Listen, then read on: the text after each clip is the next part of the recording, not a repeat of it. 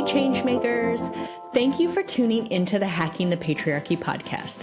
I'm your fervent feminist host, Raven O'Neill, and I get the honors of sitting down weekly with diverse experts from all walks of life to explore ideas, opportunities, and strategies that we can all use to hack our way to better lives within patriarchal societies. If you're ready to hack patriarchal systems and structures, I invite you to join us and help move the needle.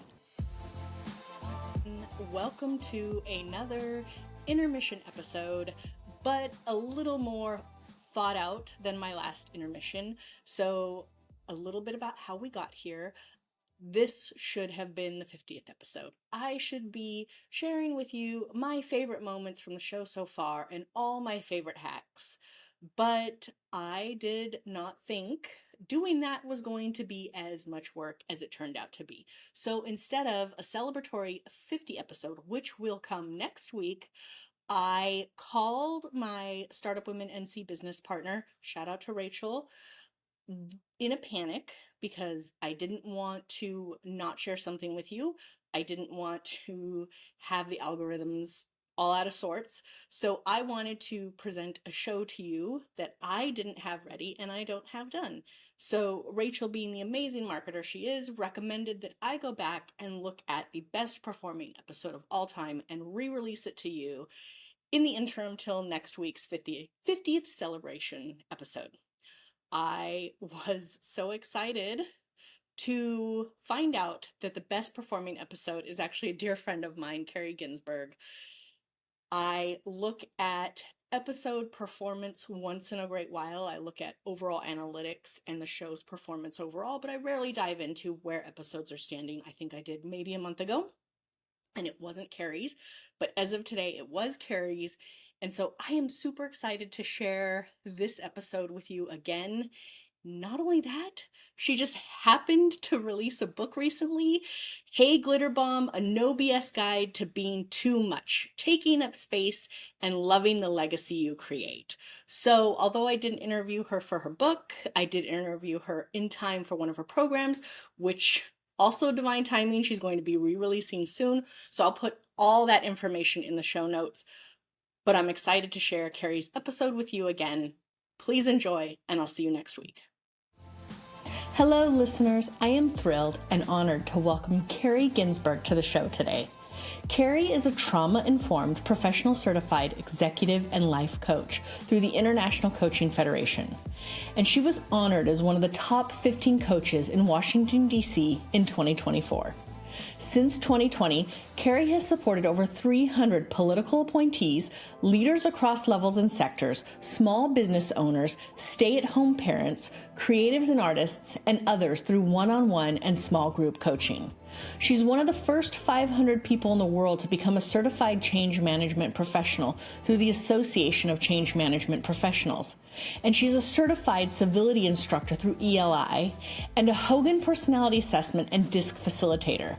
She's a dog mom and proud aunt, a used bookstore lover, a backyard beekeeper, true crime obsessed, and a brain tumor survivor. Please come together and offer Kari the warmest welcome. Welcome to the show today, Kari. I'm super excited to have you joining me. We are going to be talking a little bit about politics and how women can navigate politics, and also maybe some coaching, since you're a coach in that realm. I think a great starting place for us is to talk a little bit about your background and how we ended up here today. Super. My name is Kari Ginsburg. My pronouns are she, her, hers. I am the founder and unconventional executive coach and co-conspirator of Upwork Coaching, where I support women and them who want to catapult from lonely to legendary. I very recently, and with great humility, was recognized as a top coach in America by my clients for 2025. And in 2024 and 2025, I was a top executive coach for Washington, D.C., also nominated by my clients. So it makes me giggle every time because I'm just so honored. I'm so moved to be recognized and know that the thing that I recognize, which is coaching, as being a privilege to get up and to support people every day as they are reaching up and out for things that are uniquely and dynamically for themselves. to be recognized as somebody who is supporting impact in these beautiful misfits and outliers and rule breakers. I call them glitter bombs. It means a whole hell of a lot. It really, really does.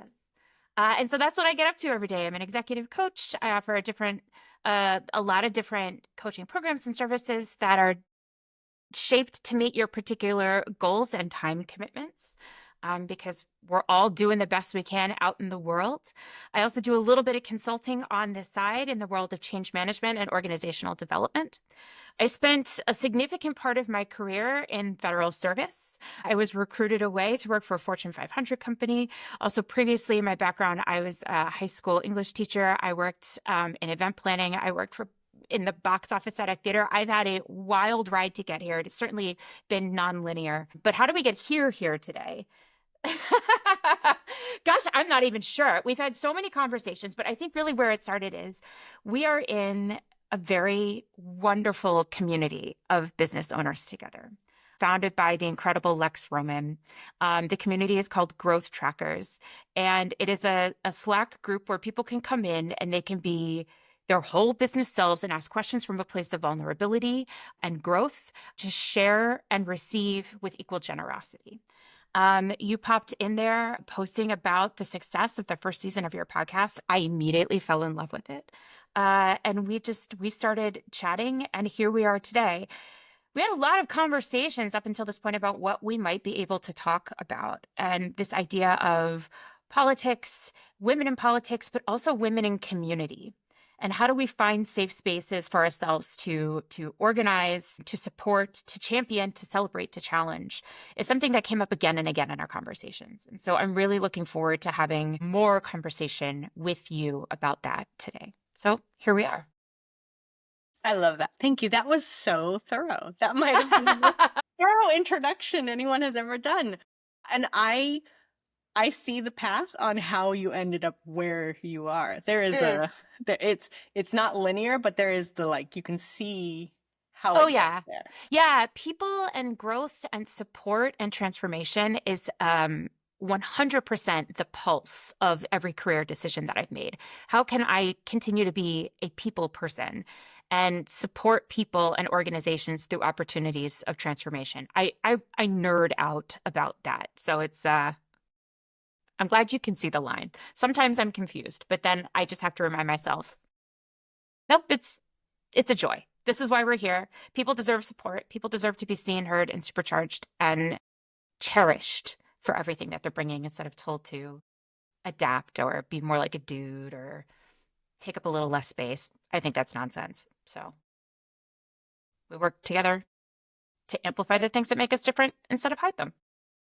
Yeah. All right.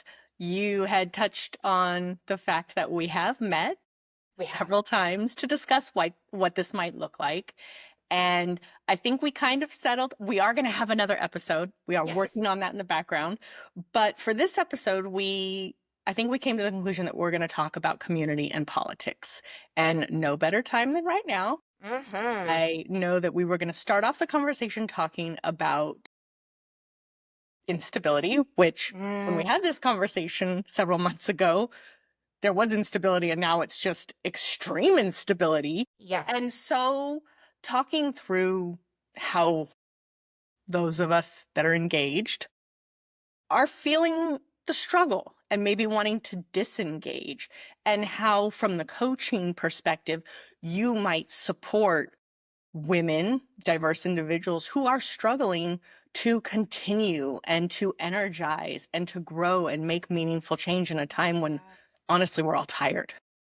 Yeah, we're all tired. Everybody's feeling a little lost. People don't know quite where to show up to have the most impact. Like, how do I can't care about everything, so how do I care about one thing fully? And that's very, very real. And I think sometimes, particularly if we are nurturers, if we are empathetic souls, there's a sense of like, if I can only pick one thing, am I letting down everything else, right? Am I letting down everybody else? Truly, if we have to decide on where to focus our energy, where to focus our growth, where we can intentionally show up feel safe, and have impact and create change. It really starts with you, the individual, right? You, your well-being, your capacity, your values, the things that make you you will help you decide where is the thing. Let me speak more specifically. Where is the cause? Where is the protest? Where is the resistance? Where is the rebellion? If we want to sort of like get more macro as we go, like what is the soul that the thing that really lights your soul up? What is setting you on fire? You choose that. You start there. Because if you try to do everything, you are going to feel frustrated because you won't feel like you're successful in doing anything, right? And you're going to burn yourself out really, really fast. And a burned out soul is of no use to anybody, particularly yourself, right? There's that old adage, you can't make others happy if you yourself are not happy. You cannot change, impact, or grow or help the impact and growth of others if you are not nourishing those areas within yourself. So from a coaching perspective, I invite people to focus on, honestly, what is theirs to carry and what is not. Where can you have impact? Where do you feel passionate about a cause? And what can you contribute? Energy, time, headspace, support, maybe finances if that's within your ability as well. Where can you show up and make it sustainable? Because particularly right now, this is not a sprint, it is a marathon. So we have to take care of ourselves and find a little bit of focus and that will help us feel less lost, I think. I mean, you said it, that it is not a sprint, it is a marathon, but it feels like it has been a marathon so far. Yes. Yeah. But I think the thing is, like, also, I know that I always feel like I can do everything. Right? I don't need the help. I can do it. Maybe it's faster if I just do it myself. But this truly is an instance where, like, we have to pass the baton, right? I do so much and then I tap somebody else on the shoulder because I know they can take it from there. So it doesn't have to be even a single marathon. It can be a relay, if I want to extend that metaphor. But we are very quickly running out of my awareness of like cross country sport language. So It's becoming what is that called? The extreme marathoners. Why can't I the think of- ultra marathoners? Yes. Yeah. Oh, we found one more. Okay, now I'm out. That's it. Tapped out. Tap tap. We're in an ultra marathon, and yeah, you made me think of something too. As you were talking through it, I'm like, I get it. Politics is a group project. Oh no. Oh yeah. Oh yeah, it is. Oh God, it's the worst group project, isn't it? Nobody wants to be part of this group project, but we all have to be part of this group project. Mm-hmm. Mm-hmm. So I love that we started off talking about what we could do individually and how Yeah. we can focus there. So I'm gonna spin it a little bit and now Yeah. look at community, because that is Yeah. the next step, right? How do we find, foster, grow, cultivate community? Hmm. Well, there are a lot of communities. There's lots of places where you can join, where you can opt in. Um, Not every and the thing is, to do that requires a little bit of time, a little bit of research, a little bit of exploration, right? Not every space is going to feel safe. Not every space is for you. Not every space is going to be your cup of tea. That's great. We don't want everything to feel just right. We want one thing to feel just right, right? But I think more often than not, particularly in a time of uncertainty, if we're looking to shortcut that community, oftentimes we build them ourselves or we curate them ourselves, right? Maybe we're in a larger group. We've met some really interesting individuals there. Perhaps the larger group itself is not serving us for whatever reason, but those individuals that you have met become your own sort of mini or micro community, and you take that outside of whatever that platform or container or incubator or whatever you want to call it is. And now you've got your own core group. your own community that you've created for yourself. It doesn't have to be formal. Your community can even, it could be the people who live next door to you. It could be the people who you are in a Slack group with, like you and I are, who show up in community with each other every day.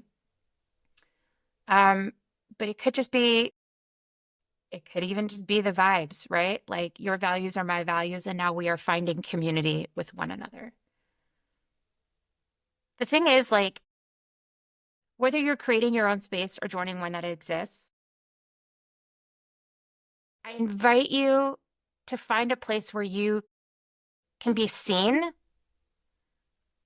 and you can be celebrated for who you really are, and where there are people who are ready to do the work on the group project, whatever that group project looks like, alongside with you. So that way we're not saying, yes, we are a community, but then you are the only person who is driving the thing, right? If you can't find that space, like I said, you assemble your squad and you build it for yourself. There's room for that.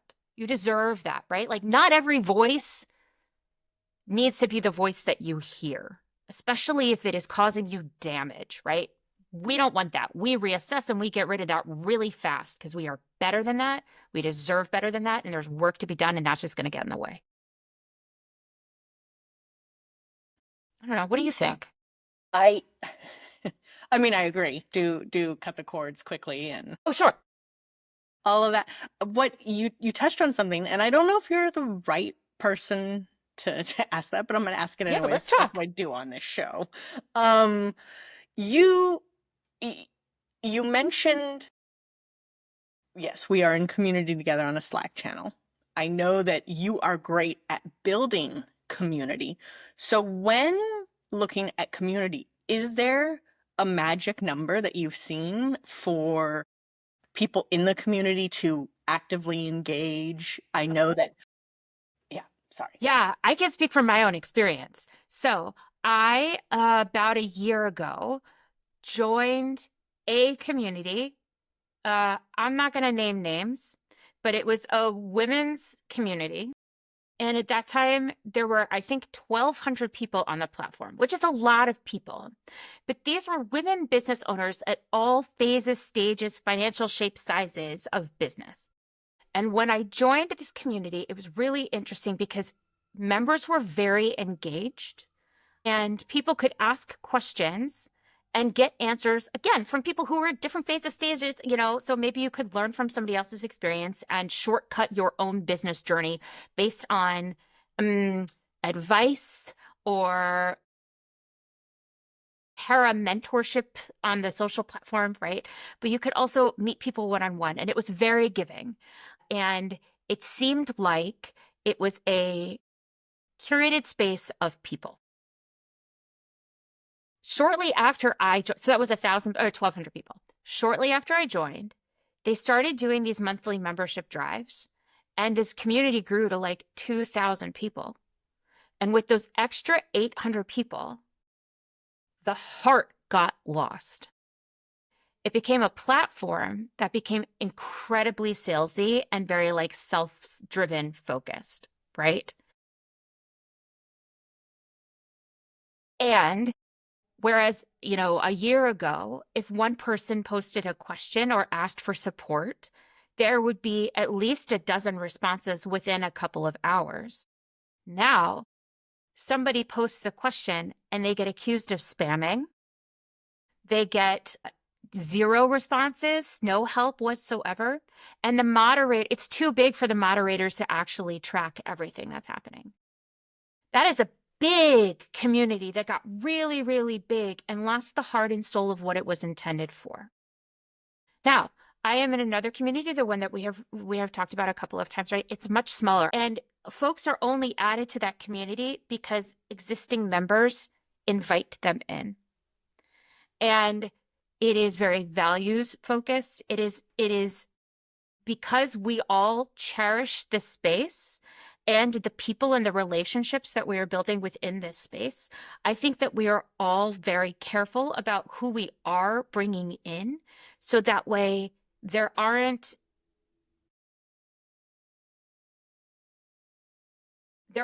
people who are showing up in a way that is completely counter to the culture of the community that we've curated, right? So is there a magic number?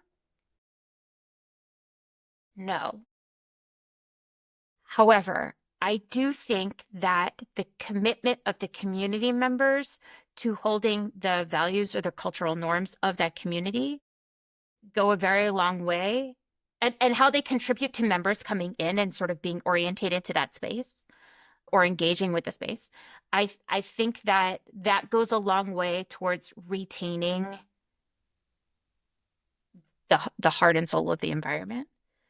And additionally, I think whomever owns the space actually has to own the space and govern it.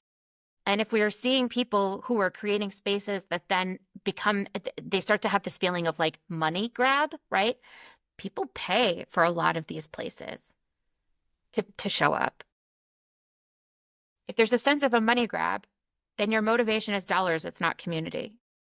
Your motivation is the bottom line, which is a fine motivator, but maybe that's not what people are buying, right? They're buying the community, they're not buying your bottom line.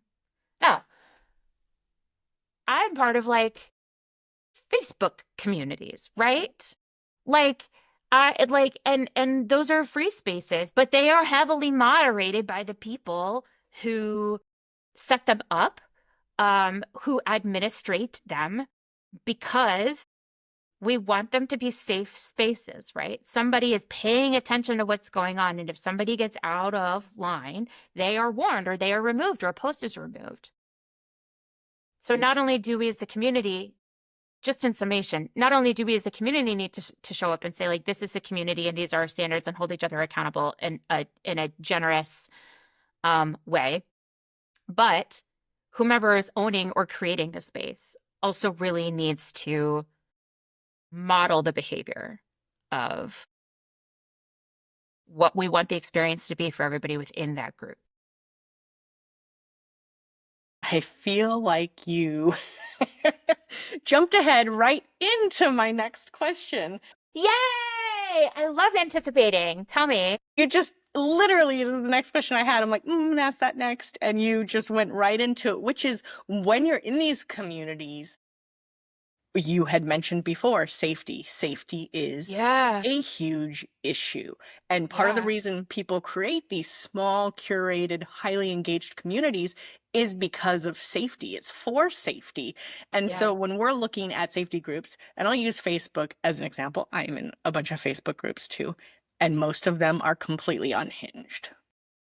That is where I go when I want to eat popcorn and watch the soap opera. Like, yes, let it unfold. And so when we're looking at these communities and cultivating and building safety, how, since you are a community builder and you're part of so many communities, how do you cultivate communities and promote leadership and authenticity and everything that happens in the community? And we can look at that from the standpoint of the person, because you mentioned the person leading it, which, yes, Lex Roman and the people she has moderating are amazing. I'm honored to be a part of that group. If you get an invite to that group, consider yourself the luckiest person on the planet. Yes. And she does that amazing job, but also the community comes in and is, I mean, everyone is highly respectful. Everyone is working towards the same thing. It's a gift from God. It is. If we're talking about God. Sure. Goddess approves. You know, this is such a really interesting question because okay. During the pandemic, there was this conversation that came up around this idea of safe space.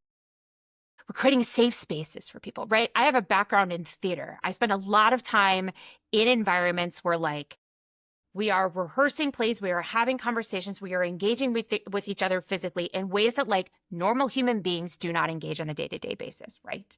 There is touch, there is emotional connection. We need to figure out an intimacy language that keeps us bodily, emotionally, and psychologically safe in the day to day. And over the pandemic, when we were all sort of like at home and welcoming people into our homes, there were conversations about how do we show up as I say our truest, most colorful self. I hate the word authentic. I feel like it's overused. Authenticity doesn't even mean authenticity anymore. So I say true or honest when I talk about like genuine behavior. But because we were all on screen, how do we engage with one another in a way that is safe during this period of turmoil, right? I think that we are seeing this conversation come up again now, but in like a really dialed up way due to the just like hellscape that we're existing in. So there was this conversation that like, if it's a safe space, I can do or say anything because it's safe. The problem is, wait, can I swear? Oh, absolutely, please. Okay, just checking. I said I dick thought in the so. episode yesterday. Or Cool, today, okay. sorry. It released today and I said dick. Well, perfect. I just couldn't remember, and then I didn't want to like go against community values. So I the problem is if we let people do or say things without care or thought, oftentimes they can just be assholes about it, right? In contrast to a safe space, I advocate, and many do, and this conversation like came up in the pandemic and is now coming up again, of spaces of accountability. I promise this is how I'm getting back to your question. Spaces of accountability. So I can do or I can say what I want to do or say, what I feel safe doing or saying in this space, with the understanding that my intent is going to have impact and somebody might disagree or question me. Or if I say something that is some like hyphenism, right? I am going to be called out and called in on my behavior. And we are going to sit in this tension while we learn and grow and then figure out how to come out on the other side together. That is accountable space. Yes, I can do or say something because I feel safe doing it in this little box that we have created, but I can't just say things that are going to trample on other people's feelings and psyche. So I think in these communities, when we are considering leading them, when we are considering building safety, we are not looking for everything is hunky-dory. We are never looking for consensus because consensus is a killer. We don't grow. There's never any thought. There's no interesting discussion. We just is sort of like, boop, boop, boop, boop. I agree. And then we go get a latte. Like, I don't know. I think what it is instead is when we are leading these spaces, we need to be, and when we are entering into these spaces, we need to be clear and we need to have the clarity of what is or is not appropriate behavior. Item one, what is or is not appropriate behavior? And two, how can we then engage in meaningful conversation when we disagree? Because it's not going to be name calling. It's not going to be shaming. We are never going to dox anybody. But if I am watching a conversation become more and more unhinged, and I have a strong belief about a thing, can I contribute to the conversation in a way that is meaningful, that is not hurtful, and brings accountability and new perspective to that discussion? Am I watching somebody steamroll somebody else and get the impression that like that person who is being metaphorically, figuratively, whatever, run over, maybe they don't feel safe responding or advocating for themselves. So can I lend my bravery to them in support, not speaking for them, but speaking in behalf or alongside of them? Can I show up and advocate in a way that is true, honest, and genuine to me, that doesn't cause any more harm, and potentially contribute to resolution, impact, change? That's a big question you asked. This is what's going to keep me up tonight. Thank you. You're welcome. So sorry. I mean, it's better this than like the lyrics from the Disney movie Aladdin, which has been like on my like anxiety swirl recently for no reason other than I'm like, does like 1995 Carrie remember all of the words to Never Had a Friend Like Me? And the answer is like almost, but I don't need to be thinking about that at 2:30 in the morning. Instead, you can think about this. Yeah, I'll think about this instead. I do love that you threw accountability into safety, which is so true. We could go off on a tangent and have a whole conversation about our inability to have disagreement and discord and still be respectful. Yeah. It makes me crazy when somebody like shows up and they say a thing or they do a thing, right? They like throw a Molotov cocktail and then they just sit back and watch everything burn while everybody else tries to run around putting out the fire. And it's like, was this intentional? Did you know that you were going to do this? And how very dare you sit back and not actually participate in putting out the thing that you started, right? If you were going to effectively start a revolution of some kind, then like at least have the balls to like revolt instead of just like lighting the match and then watching everybody else have to clean up your fucking mess. It makes me crazy. There is our difference. That's how you and I approach things differently. I'm very, very good at being like, no, you know what? Put those blinders on. Yeah. Not your problem. Sure. But the thing is like, that's awesome. I love that because that's sustainable. That's boundary setting, right? Like, but I suspect maybe there's a little that's not my problem.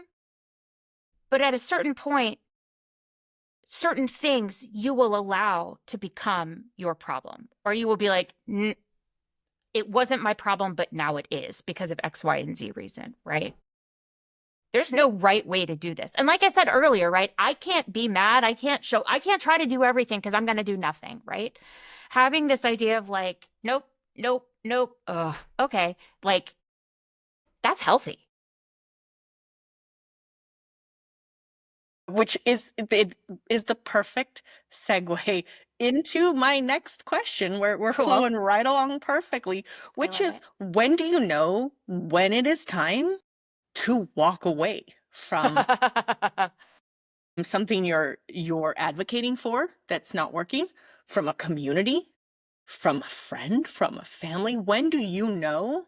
As a coach, is there a process to evaluating, this isn't working? Is it time to walk away? Yeah. Yeah. And the thing is, so often we see the flags like shifting from like beige to pink to yellow to orange to red. But because we're like invested either in time or money or heart, we sort of excuse them, or we just like don't notice them as clearly as we could until there's some instigating moment where it's like, no, I'm out now. This can't be it anymore. And so I think the question is to ask yourself, if you find yourself in community that is potentially not serving you anymore, right? It's like, it could be, is the space resistant to change? Or is it just like really slow to change? Are you finding value? Like, are you getting the same value returned as you are putting in? Or is it imbalanced? And for how long has it been imbalanced? Are you finding that you're able to be your best self, your whole self in this space?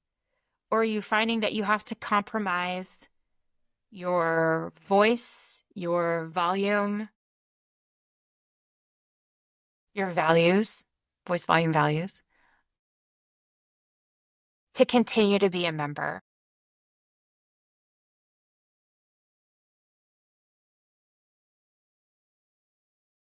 The thing is, I am currently in a community that I need to leave. And the reason that I need to leave it is because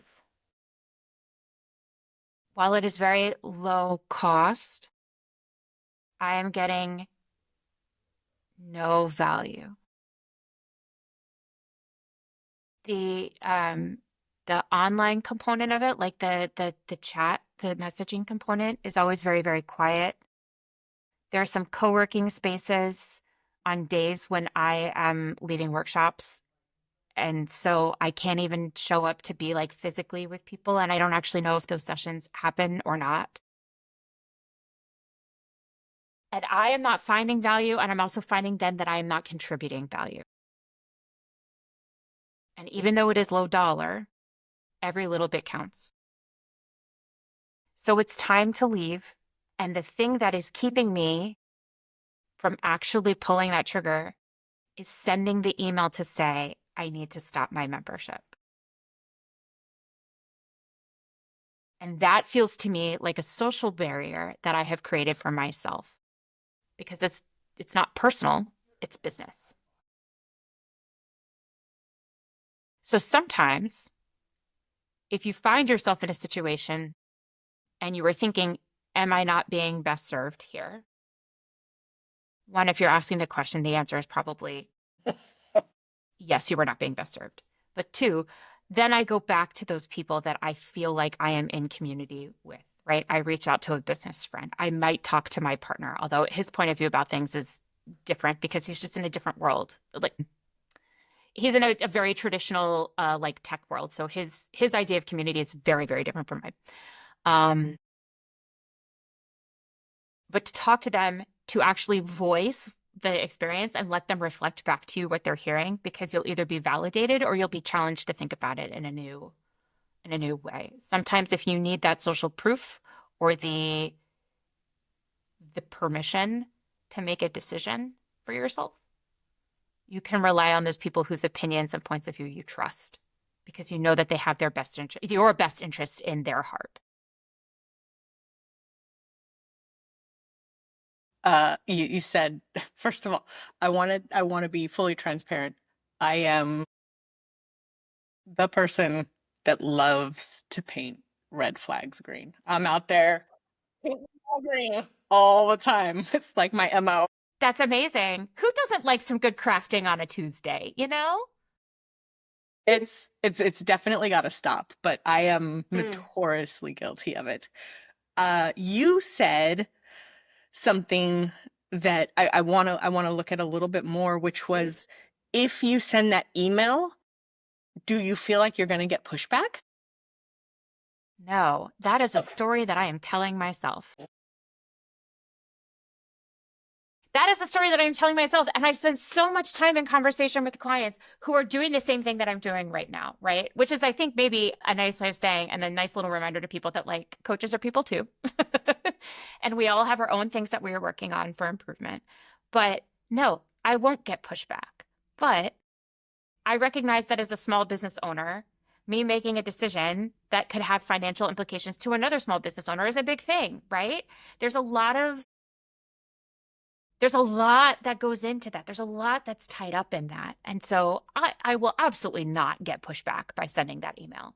The only pushback is myself. It's just me. Mm-hmm. Which I love because again, you are really just seamlessly going through this whole conversation I had in my head and doing it. It's the self-fulfilling prophecy today because Amazing. I was going to ask the next question about we tend women specifically tend to make excuses for the things. And at what point is it looking inward and coping with that, or is it changing it outwardly? evaluating that even? And how do you be a change agent for something you can't control? When we figure that out, we won't be in the mess we're in. That's true. Well, okay. I have some thoughts about that. But can you ask me the first part of your question again? Because my brain just like went off on the latter part. So ask me the former first. Yeah, it was when we might possibly making excuses, how do we evaluate, is it an internal thing or is it an external thing, and how do we approach it? The key is should. SHOULD. Should. If the word should I do or I feel like I should, we have a problem. Because should is an external constraint that you are bringing on yourself. Should, I call it the cult of shoulds, right? There's this expectation that like I should just know, I should just do. Who fucking says so? So like if should is coming into your mental thought process, it is really, really valuable to swap that word out with something else.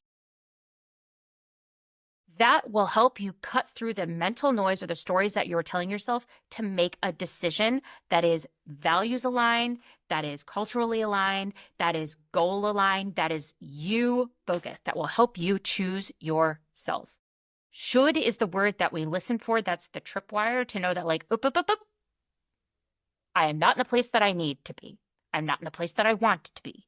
Where do I want to be instead? Well, I should be wanting these things. Says who? What, like, let's be specific. What are the things you want? I want community. I want conversation. I want support. I want questions answered. Are you getting all of those things from this group? No. Great. Let's find a different group. I see you nodding your head. Yeah, no, I love that. I'm going to start evaluating my shoulds. Yeah. You know, if we if we had all the time in the world, and I still don't know if we'd make the change, we would really start to watch our language, right? Like so Yes. many things are hidden in what we say. I should, I would, I can. I'm like, let's switch the language. I had a coach one time who was not your typical coach. She was more of a spiritual coach, but she consistently was like, oh, there it is. Let's just massage that message you just threw out there, because I consistently exist in, I guess, the maybe. Like, all possibilities are open. I'm not, she was constantly shifting my language to be very, what is the word I'm looking for? As if it's already happened or if it's already mine. It wasn't a question of, could it be? It was, yes, ownership. It is. Yeah. I love that. Affirming language, maybe? Yeah. Yeah. Should, just. Those are two words that we use to hedge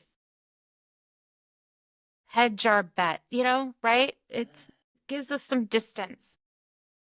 Because sometimes to make a decision to leave, sometimes to make a decision to stay, it requires more of ourselves than perhaps we're ready to give. So if you're finding yourself shoulding, removing that word, figuring out something in its place, getting really specific, really focused on like, what is the actual thing that you think you should or should not be doing? Gives you back the power to like focus on an element or what is sustainable or what really means something to you. It gives you the power to reassess instead of just continue on with what is potentially expected. And I'm putting that in little air quotes.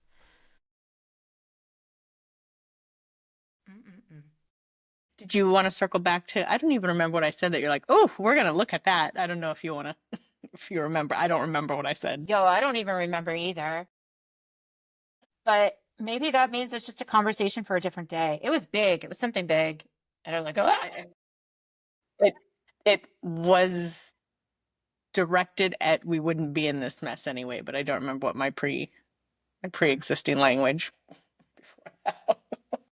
It's great. You know what? We will, because we are coming up on time. So Oh, yeah. we Okay. can always circle back to that. And who Yeah. knows, maybe it'll come up in our later conversation we're gonna have with a Maybe. bunch of women anyway. Yeah. I love to wrap up the show with 3 hacks. Now, you threw out a big one there close to the end, which I love, which was evaluating your shoulds and Yeah. watching your shoulds.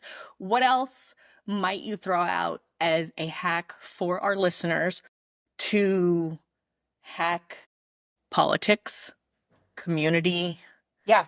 ourselves? Yeah. So as we started our conversation today, we talked about like, where do we decide to focus? And so I think that there are 3 questions that are very simple questions that you can use for helping you decide where to focus, where to grow, where to feel safe, where to make meaningful change. And they're so simple, right? So the first question is what? What is the thing that I'm responding to? What is the thing that lights me up? What am I passionate about? So what is question 2. So we know what the thing is. So what am I going to do about it? So where am I going to lean in? So what happens if I don't do this thing? And the third question is, now what? I've identified the thing. I know what sort of the implications or the impacts could possibly be. Now, how am I going to actually move forward with this information that I've got? What? So what? Now what? That is my favorite, like really quick in the moment hack of figuring out where to focus when things feel too big, figuring out where to lean in, maybe politically or from a cause perspective. And my third hack, you ready? This one's fun. This might actually speak to, like, as I was thinking about this, I like the little like back part of my brain that's still a bit lizard started to twitch. So this might go back to the question that neither of us can remember. If you are feeling like things are too big or things are out of control and you just don't know where to focus, there's an exercise that I love called the sphere, S-P-H-E-R-E, not spear like we poke, but sphere like a circle of influence. And you keep this idea in your head, like what feels out of control? What is the thing that is just like, whoa, for you? Get a piece of paper, draw a circle. In the circle, you put everything that is within your power to tangibly impact that thing, right? Actions, behaviors, those go in that circle. Boop, boop, boop, boop. Maybe set a timer for 3 minutes to put those things in your sphere of influence. At the end of those 3 minutes, you then set the clock for 3 more minutes, and outside of the circle, in like maybe a box, you write everything that is completely out of your control, right? I can't control the weather. I can't control the weather. I can't control, although to the best of my abilities, I try, but I can't control my dog's reaction to new food, right? Like it's things like that, right? I'm trying to speak non-politically, but like you get the idea, right? It could be big, small, short, tall, just the size of a basketball. I don't know. So you do that for 3 minutes. So you've got in the sphere, everything that's tangible that you control, outside of the sphere, everything that is completely out of your control. And then you sit and you look. Because oftentimes there is so much more into our control than we realize. You really reflect, you take a look at what's in that circle, because those are the things where you can do what, so what, now what, right? They all tie together. You can evaluate your shoulds in the story that you're telling yourself based on what is in that circle. But what it also gives you the power to do is take a look at how much is within your influence and see how you can then radiate that out to the things that are outside of the circle, right? If by doing something or making just a slight change, a little adjustment, a little tweak to what is in our circle, what ripples might that have to the things that we are feeling are completely out of our reach, out of our touch? I find that those 3 things together are easy to do. You can even do them in your head, like when you're waiting in like carpool pickup. I often do it like when I'm at the grocery store waiting to check out. It's an easy way to sort of ground, focus, and then move on, because we as women, we get to stop asking for permission. We deserve our seats at the table. We can build our own fucking table. And we need to continue to elevate each other in really meaningful, generous ways, because this is how we rise. This is how we reclaim power. And this is how we shift the narrative from being palatable to being powerful and making impact and having change. That was very thorough. We're actually gonna pull that part out, I'm sure, for part of the marketing and part of the highlight, because that's the piece you walk away with, and it's at the very end. You have to listen to the whole thing. Yeah, I mean, I'm nothing if not thorough. So for the people tuning in who have enjoyed this conversation, they want to get to know you. I know that right now you are launching a program. By the time this airs, I assume you'll be on a waiting list because it will be happening. So for those tuning in who want to connect and get on your next program list and really check you out, where can they connect with you? Absolutely. I am all over LinkedIn at Kari Ginsburg. It's just under my name. You can also find out more about my coaching programs and services, including my new program, Klatch, Klatch. It is small group coaching for women and femme leaders who want to do things their way, not the other people's way. And when I say leaders, I mean they could be leaders of organizations. They could be leaders within an organization. They could just be leading their life. I'm not going to gatekeep that. But I'm psyched about this. It is not a mastermind. It is a movement, and it's coming. But you can check me out at uproarcoaching.com, and let's continue the conversation. Tell me where I'm right. Tell me what resonated. Tell me where I'm wrong. Help me grow. I will put your contact in the show notes. Please. You're going to be back on the show in a couple months on a different topic, which those tuning in have to wait to hear more about that. Kari, I cannot thank you for your time, your insight, your joy, and your glitter. So thank you so much for joining me today. Thank you. Glitter for everyone. Thank you so much for tuning in and listening to today's episode. For all the juicy deets on this episode, be sure to check out our show notes or give us a holler on Instagram at Hacking the Patriarchy Podcast. And if you enjoyed this episode and you'd like to help support this podcast, don't be shy. Please share it with your friends. Sharing is caring after all. Lastly, if you'd like to lend your personal support, please take a moment to tell the world about it with a review on your favorite streaming platform. We'd be forever grateful. Tune in again soon to enjoy a brand new episode of the Hacking the Patriarchy podcast. And until next time, keep on hacking, my friends.